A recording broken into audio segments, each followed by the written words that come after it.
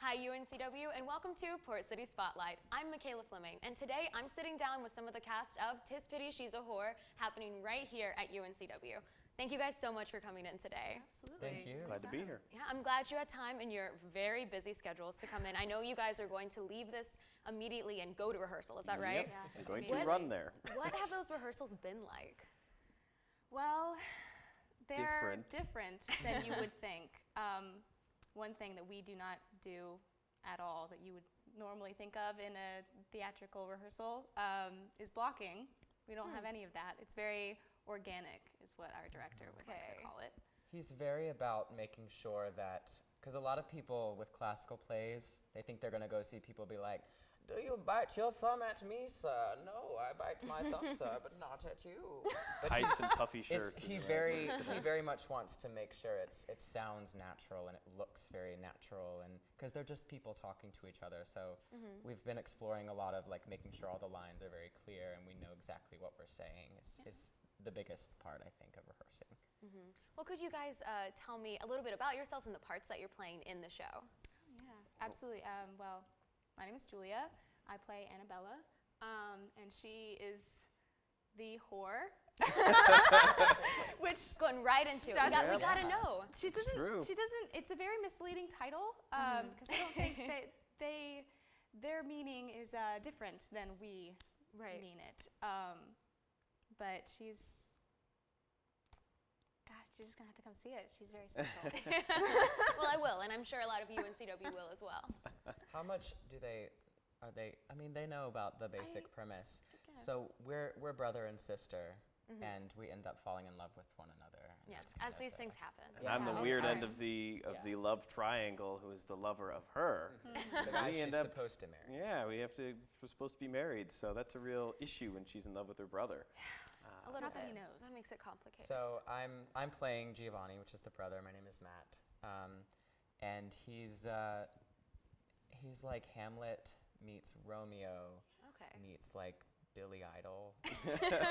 He just feels Basically. everything One of so these things are much. not like the other. It's kind of like our own little twist to the character that I don't really think has been done before.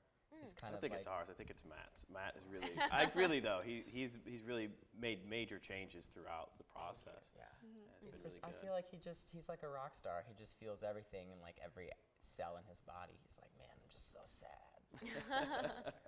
Meanwhile, I'm on a totally different spectrum. I'm Justin, and I'm playing Soranzo.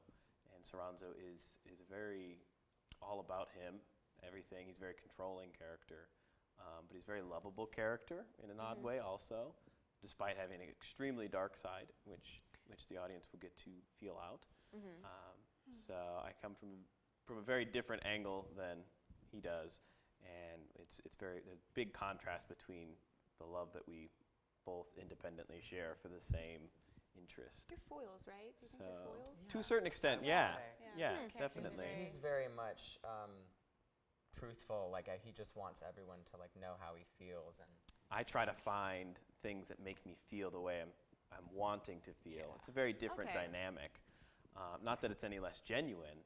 It's just it's not nearly as genuine as what he has. Right. So it's And a very so, good difference. And this show is being put on by the UNCW Theater Department, is that Yes, correct? yes. What are some of the shows you've done in the past with the theater department? Well, I was in Hamlet, which was last spring, February, I believe, and I was Ophelia in that. And at first I was getting cast as Annabella. I was like, oh man, am I typecast? But they are so different. I would say Ophelia is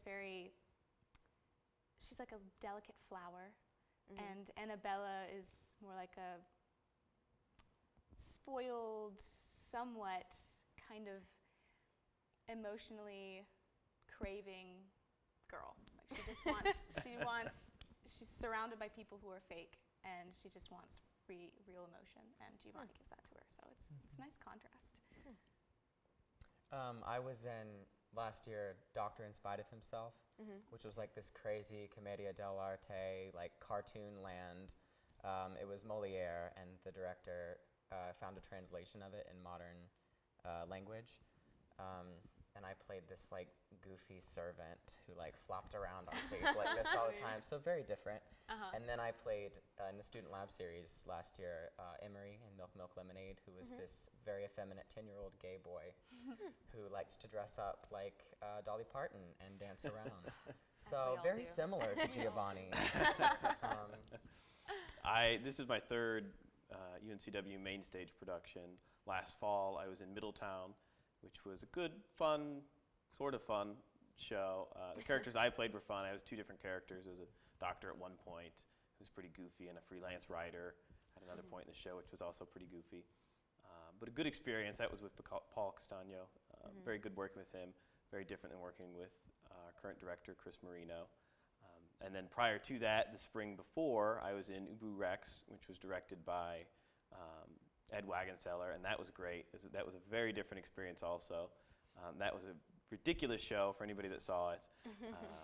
Very, very strange, very odd, extremely funny, and a lot just character after character after character running around stage and things changing, and very high energy, which oddly enough is playing into this show, because it is a very high energy show and we are constantly moving through things. There's no time for our audience to relax. We can't allow for that, at least. So that has some impact on me now. And I'm sure a lot of people are excited to come see the show. And this is a show that's based in UNCW. With Port City Spotlight, we want to spotlight things that are happening at UNCW and in the Wilmington community. Are you guys involved with any of the theater out in the community of Wilmington? I've done a few shows downtown too.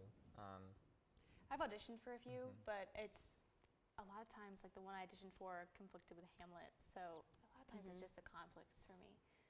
Throughout the department, though, a lot of us do end up coinciding with things downtown. Some of the stuff, people from downtown, come this way and support us, and we do the same thing that way. So Yeah, a lot of people in the theater department just put on Titus Andronicus downtown, which was a fantastic Shakespeare show. Really like Shakespeare's bloodiest show. It was pretty cool. They had a bunch of tricks for the blood. It was cool. Our professors really encourage, if you're not in a show here, try to be acting somewhere else. Right. Just so you keep the muscles strong. So before we leave, if you had to give like a little, I don't know, a pitch for the UNCW students to come to see the show, what would you say, each one of you, to try and get people to come see the show? This show is electric. I think one of the main reasons that we've set it up the way that we have, it's on the stage. We have 64 seats on the actual stage, as well as the seats in the house. So you can come, and if you get there early, you can sit on the actual stage with us, right there, feet away from us, because it's so alive and it like vibrates and it sends all this energy out, and it's going to be an experience and something to remember for sure. So definitely come see it. I say come see it because Game of Thrones is real popular. It is. And this is like Game of Thrones on stage. There's sex, there's violence, there's tons of blood, there's laughs, there's all kinds of crazy stuff going on. And the seating on stage helps it to be this dark, intimate thing, like you're watching something you're not supposed to, but you're really enjoying it, because it's so interesting to see people be naughty when no one's looking. Fly on the wall. Those two had great descriptions. I agree with everything they said, and I guess to harp on the fact that there's seating on stage, it's an incredible experience, and for people who view theater often, that's not always an option, and for people who don't get to view it very often, it's an incredible opportunity, and don't be afraid of it. It's a terrifying piece to come into, and we want to open that up and share that with you. We're putting you right with us, and the more support we can get, then the more we can give to you and make it an amazing experience. It's not something that you get to do every day. It's not something you're going to see very often. So I could just hope that people are willing to come out and give it a chance, because I think they're really going to like it once they do. And definitely, it's not one of those classical plays I was talking about earlier. The way Chris has directed it, it's very easy to understand. It's very relatable. They're very much real people. It is, and it's a holistic play. So no one of us is any more important than the other. together we make it what it is. And I think we've come together very well, and I think that will show, and people will be able to appreciate that. Well, I'm very excited to see it, and I know a lot of our viewers will be as well. And I want to thank you guys again for your terribly busy schedules, for coming in today. It was so great getting to talk with you. And guys, remember, you heard them. Come out and see Tis Pity She's a Whore here at UNCW. Let's look at what's coming up this weekend. Pop musician Ben Folds and chamber ensemble Y Music will perform this Saturday at the Greenfield Lake Amphitheater. Their new album, So There, is an innovative blend of Folds' catchy pop melodies and Y Music's classical mastery. The show will close out the amphitheater's 2015 concert season, so come out this Saturday to experience what Folds describes as one of the best records he's ever made. Doors open at 6 p.m. and tickets can be purchased at the Greenfield Lake Amphitheater website. If you're looking for some authentic Asian flair in the Wilmington area, look no further than Indochine. Indochine is a delicious mix of Vietnamese and Thai food and is conveniently located on Wayne Drive off Market Street.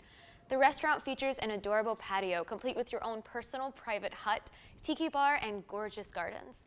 It's a perfect pick for an intimate date night or a fun evening out with friends. With great atmosphere and so many food options to pick from, Indochine is a can't miss for any college student looking to break away from the usual diet of cookout trays. Walking can do a lot this month. The Alzheimer's Association Walk to End Alzheimer's is happening Saturday. This purple ribboned association focuses on enhancing care and support for those affected by Alzheimer's and other dementias. Alzheimer's is the 6th leading cause of death in the U.S. With this disease affecting 1 in 3 seniors, it's likely that we all know someone who's been affected. The walk begins at Mayfair Town Center, and registration starts at 8 a.m.